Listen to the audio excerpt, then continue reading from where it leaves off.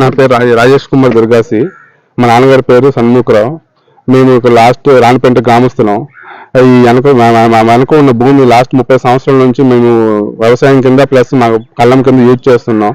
మా తాతల నుంచి భూమి వచ్చింది కానీ మా తాతలు నలుగురు అన్నదమ్ములు. తర్వాత మా నాన్న వాళ్ళు చిన్నవాళ్ళు అవడం పెదనాన్నకి నుంచి అతనికి రైట్స్ ఇచ్చి అప్పుడు అతని కింద రిజిస్ట్రేషన్ చేశారు.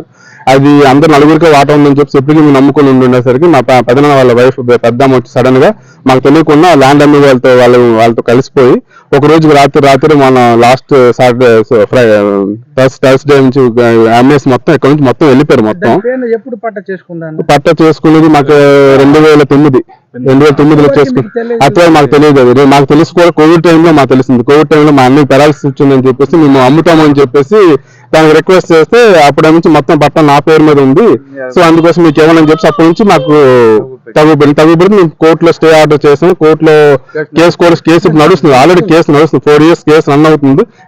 కూడా అమ్మి కొనే వాళ్ళతో కలిసిపోయి మొత్తం వాళ్ళు 99 మొత్తం బ్యాలెన్స్ చేసుకుని వాళ్ళు వెళ్ళిపోయారు.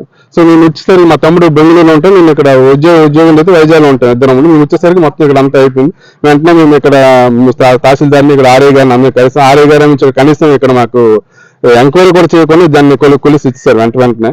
అది మేము తహసీల్దార్ చెప్పేసి మా ముందు నుంచి మాకు ఏదిలో ఇన్ఫర్మేషన్ లేదు, సో మాకు ఇస్తామని చెప్పి వాళ్ళు కూడా చెప్పి వెంటనే మేము గ్రీవెన్స్కి వెళ్ళి వాళ్ళు యాక్సెప్ట్ చేశారు. సార్ యాక్సెప్ట్ చేసిన తర్వాత తొందరలో మీకు అంత తొందర ఏది అయితే మేము చూస్తాం, న్యాయం చేస్తామని చెప్పారు. మళ్ళీ ఒకసారి చెప్పడం ఎందుకంటే మళ్ళీ వాళ్ళ నుంచి మాకు థ్రెట్ ఉంది కాబట్టి మళ్ళీ ఏమైనా మేము జాబ్ అయితే మళ్ళీ మేము బెంగళూరు వైజాగ్ వెళ్ళిపోతే మళ్ళీ వీళ్ళందరూ ఎల్డర్లీ సిటిజన్స్ వీళ్ళు పెరాలసిస్ మళ్ళీ వీళ్ళు చేస్తారు దౌర్జన్యం ఆక్రమించుకుంటున్న భయంతో మళ్ళీ ఇప్పుడు మీడియా సమక్షంలో మళ్ళీ అందరికీ చెప్తున్నాం. ఒకసారి మాకు పోలీసు వాళ్ళు కానీ లేకపోతే రెవెన్యూ డిపార్ట్మెంట్ కానీ ఆర్ఐ కానీ సబ్ కలెక్టర్ కానీ కలెక్టర్ మాకు జోక్యం చేసుకుని మా న్యాయం చేయాల్సిందిగా కోరుచున్నాం.